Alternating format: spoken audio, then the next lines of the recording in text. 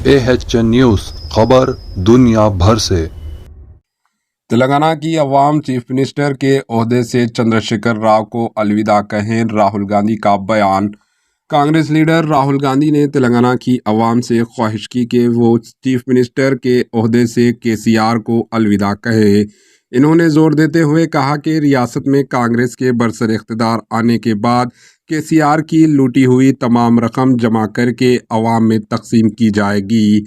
ये कहते हुए तेलंगाना में कांग्रेस ने हुकूमत के इख्तिदार में आते ही तमाम खवातीन को 500 रुपये में गैस सिलेंडर के साथ बस में मुफ्त सफ़र की सहूलत फराहम की जाएगी। इन्होंने कहा कि तमाम अफराद ने अलहदा तेलंगाना के लिए जद्दोजहद की थी, लेकिन तश्कील तेलंगाना के बाद एक ही ख़ानदान को फ़ायदा हुआ। Bureau report, AHN news. और देखिए, आज हम बस से भाषण दे रहे हैं, बस के ऊपर खड़े होकर भाषण दे रहे हैं।